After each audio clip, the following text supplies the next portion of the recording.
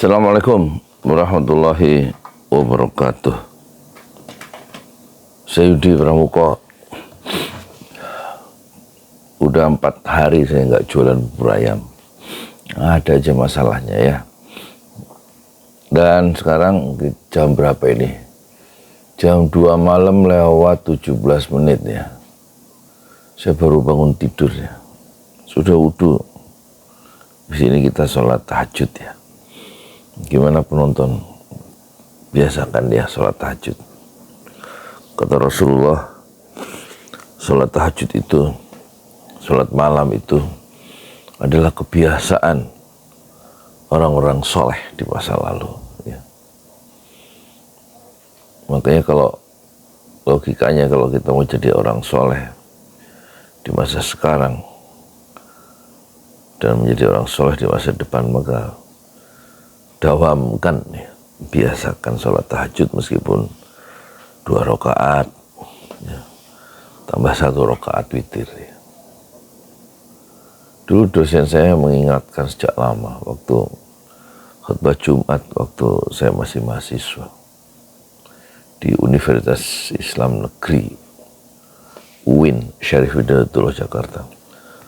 Saudara biasakan kita sholat tahajud. Jadi untuk menjaga kebiasaan sholat tahajud itu, sholat dulu 2 rakaat sebelum tidur. Enggak harus setelah tidur. 2 rakaat niatkan sholat malam. Setelah isya maksudnya baru sholat setelah ba'diyah isya, setelah isya itu namanya ba'diyah isya, kemudian baru sholat malam. Ya, 2 rakaat sholat tahajud, 2 rakaat baru tidur. Nanti kalau bangun itu sholat lagi. Ya begitu. Sekarang kita nggak usah ganti baju ya, males. Kita ini Prabowo ini loh, ini Prabowo.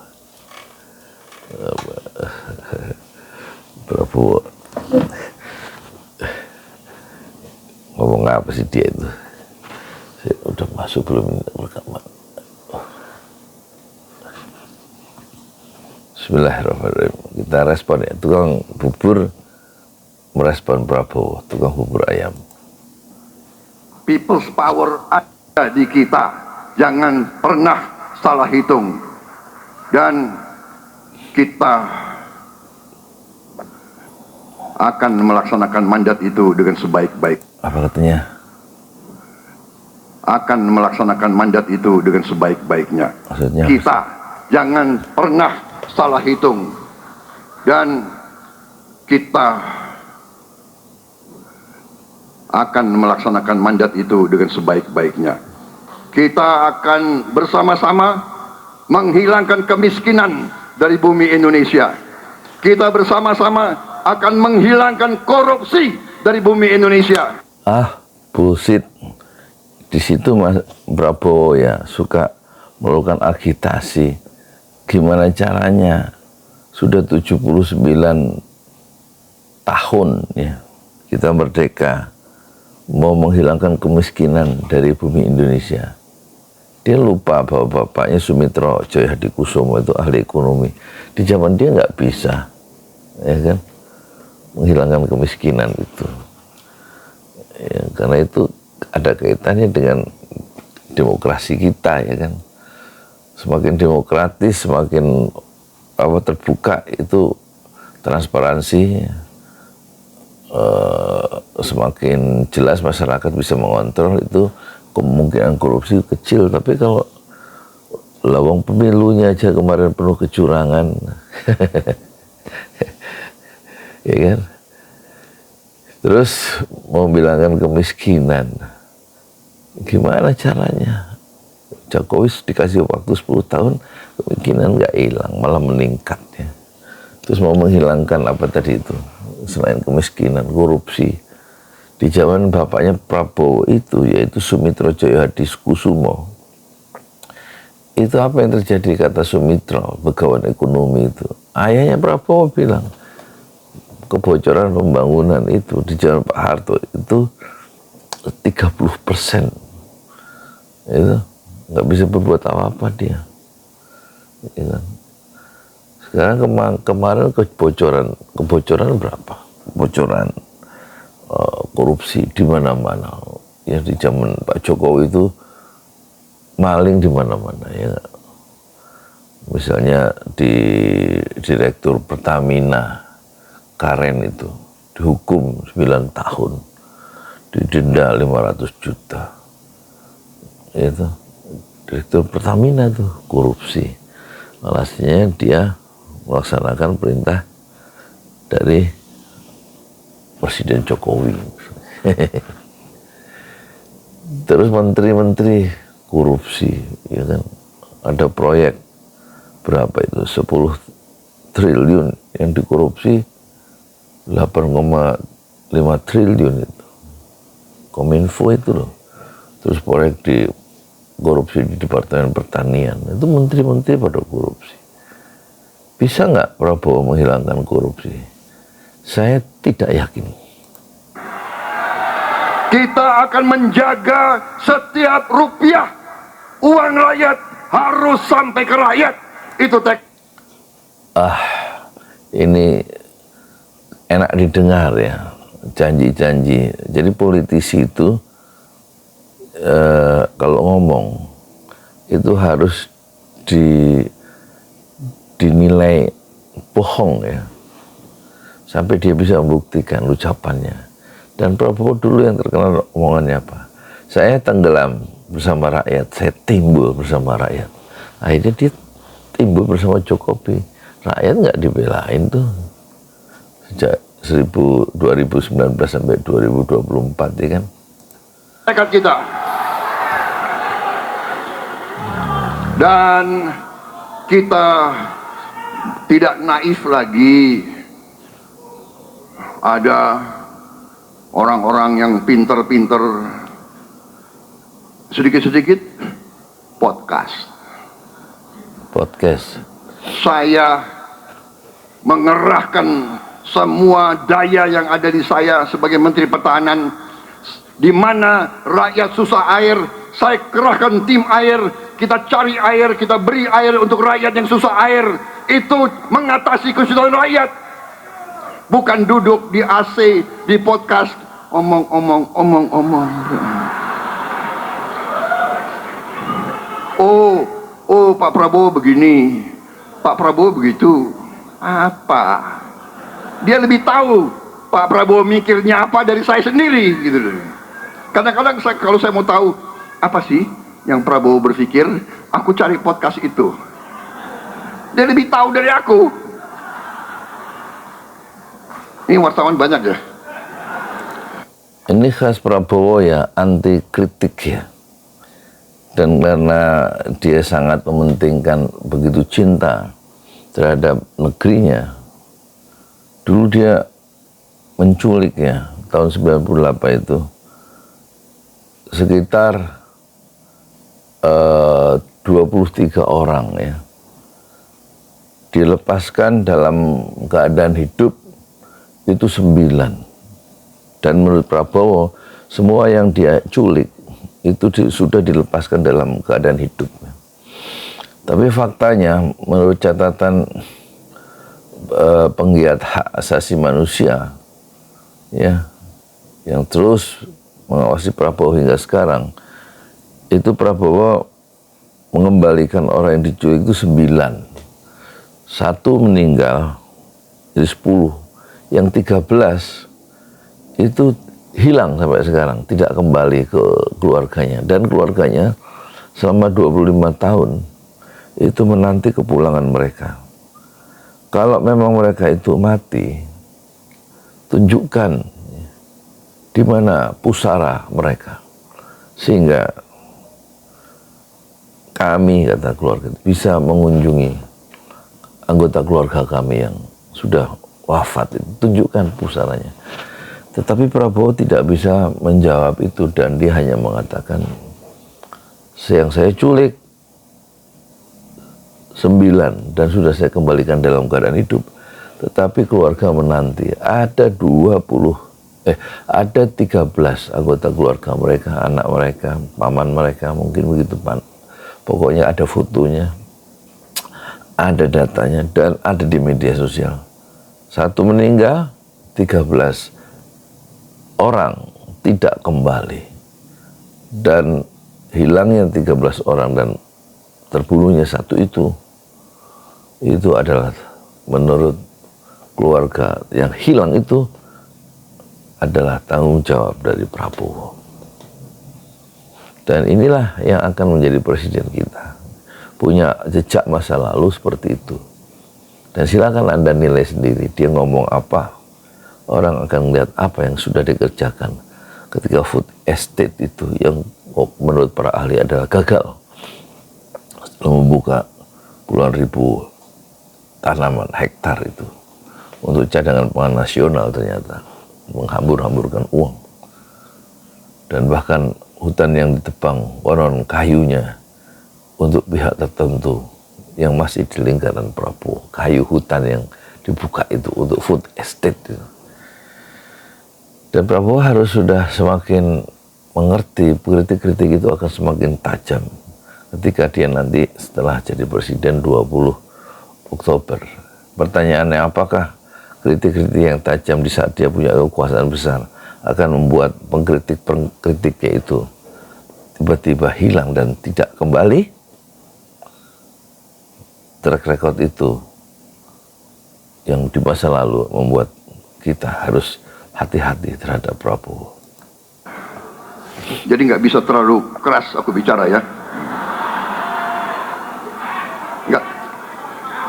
Nggak boleh ya, Hah?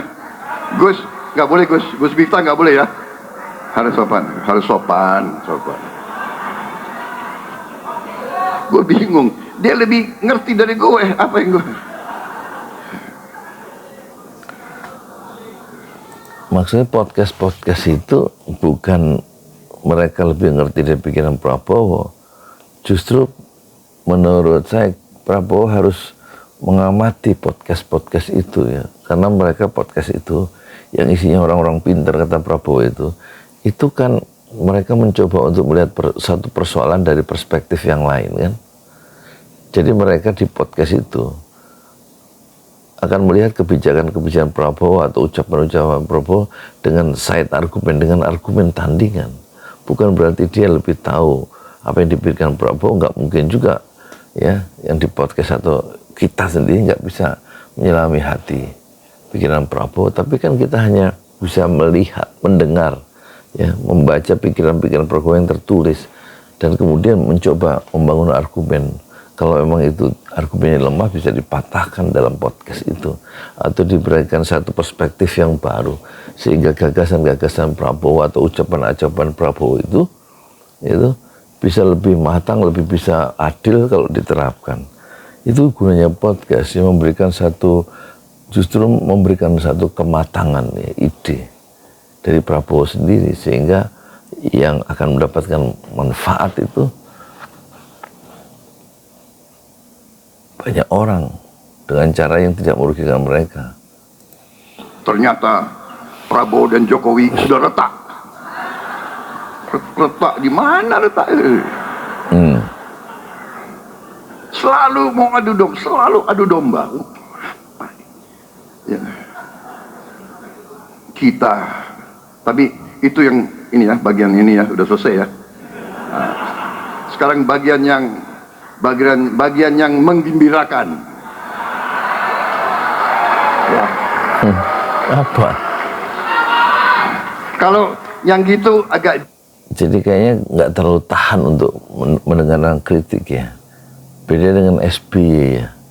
Beda dengan B.J. Habibie. Ya, B.J. Habibie malah waktu pertama jadi presiden, tahanan-tahanan politik di bulan pertama itu dibebaskan semua.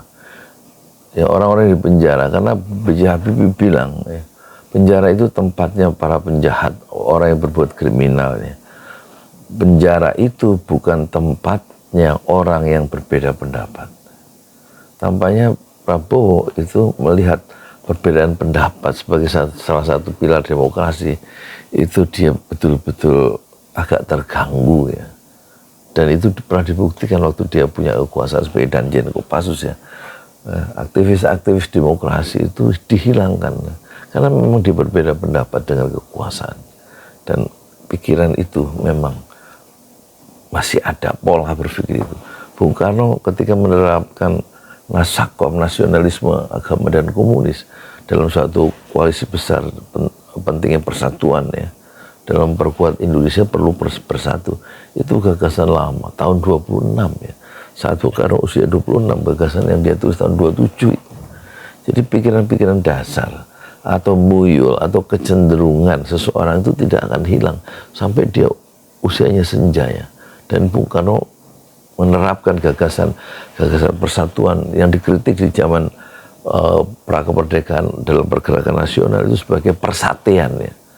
Tapi Bung Karno tetap gandrung dengan ide persatuan sehingga agama disatukan dengan nasionalisme ya, dan komunisme. Jadi partai NU disatukan membentuk kabinet kaki tiga dengan istilah nasakom itu, digabung partai NU dengan PNI yang nasionalisme sekuler dan digabung dengan komunisme yang anti Tuhan. Dan itulah gagasan persatuan koalisi besar ala Bung Karno itu menghantarkan bangsa Indonesia ke lubang buaya dan terjadi perang saudara, mati 3 juta orang karena perbedaan paham politik yang tidak bisa dicarikan jalan keluarnya. Saya kira Prabowo membaca sejarah itu ya. Jengkel tapi kita udah biar aja lah, ya kan? Biar aja lah, nggak apa-apa. Gitu. Kalau ada yang nggak mau move on, ya udahlah, iya kan? Nggak apa-apa. Kita tidak mau terpancing, ya kan? Kita juga bukan anak kecil, ya. Jangan pakai alat-alat yang dulu-dulu, cara-cara yang dulu-dulu, adu domba, ngintel-ngintelin orang, ya. Ngintel untuk rakyat, untuk bangsa, jangan ngintelin lawan politik, nggak enak itu. Sudah stop, jangan terlalu maju lagi. Saudara-saudara yang menggembirakan. Ya. Oh, sudah ada habis ya. Ya itulah, saya mau sholat dulu 2:30 lewat. Jadi itulah Prabowo ya, yang terlalu banyak omong ya dan anti kritik, yang pandai di dalam mengungkapkan kata-kata, menggandrungi gagasan persatuan dan melakukan koalisi besar yang disebut sebagai Koalisi Indonesia Maju, satu gabungan partai politik yang dia kumpulkan dalam satu koalisi besar KIM plus 12 partai.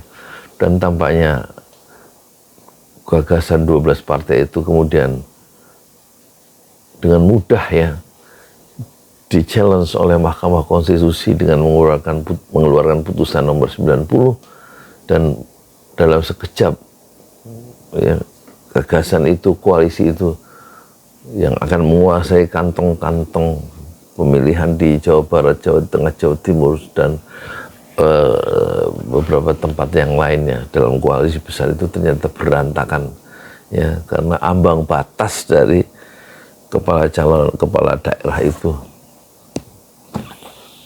dibuka jalannya, diturunkan ya, dari 25% suara menjadi 7,5% suara oleh Mahkamah Konstitusi.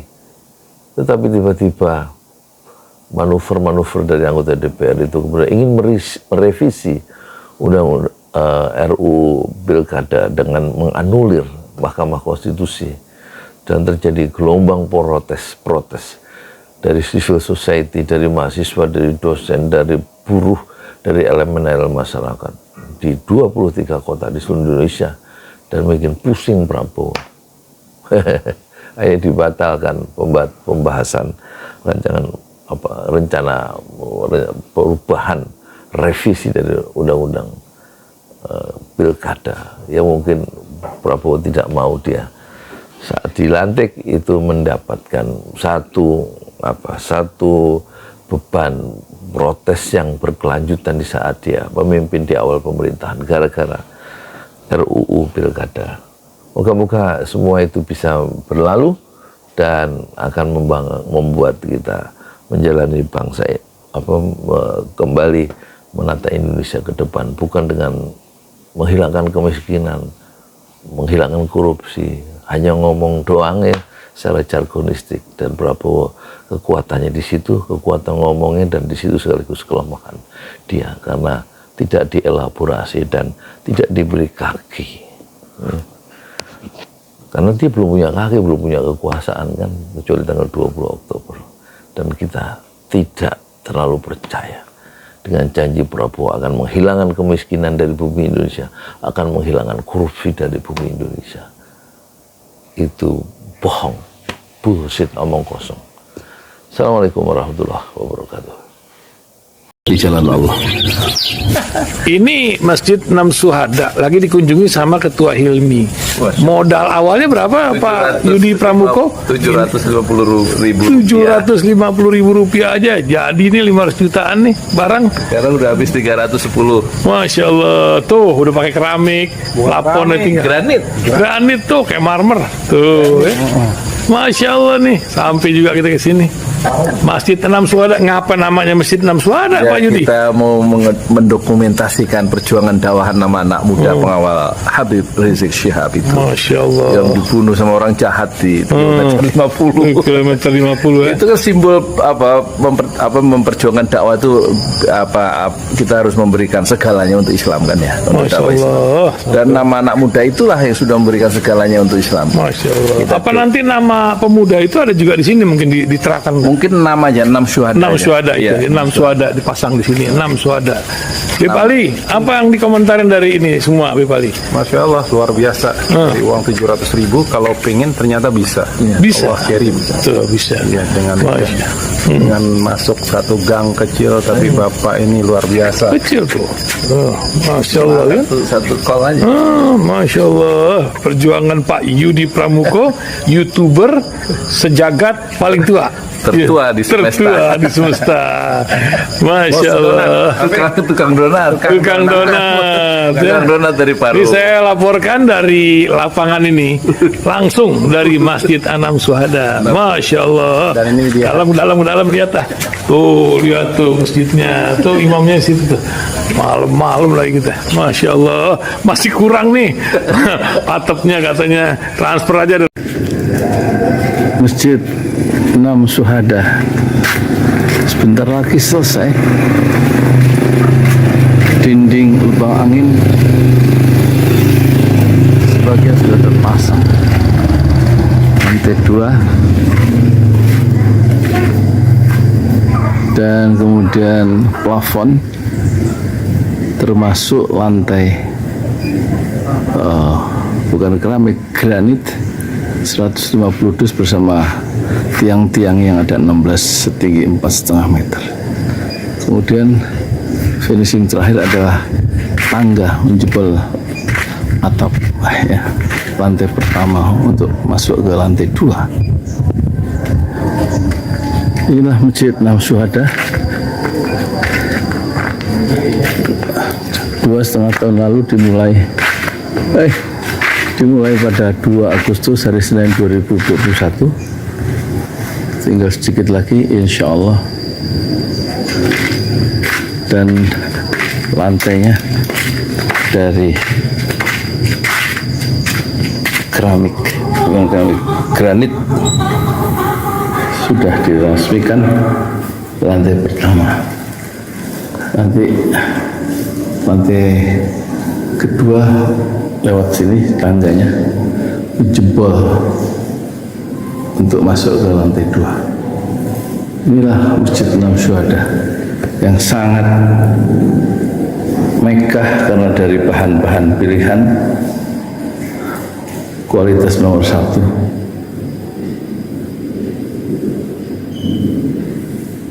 Tinggal sekitar 80 juta lagi finishing lantai atas selesai insya Allah.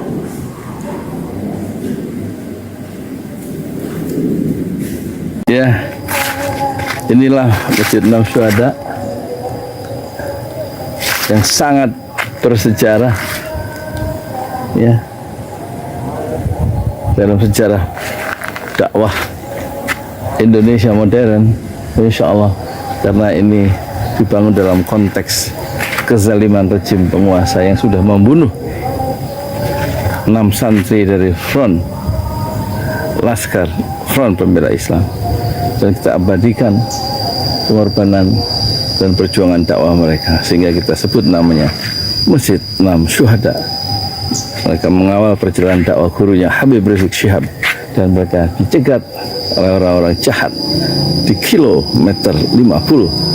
Saya Yudi Pramuko, tukang donat dari Parung Juber, tertua di semesta Fasbir Sabrun Jamila. Bersabarlah dengan kesabaran yang indah. Assalamualaikum warahmatullahi wabarakatuh.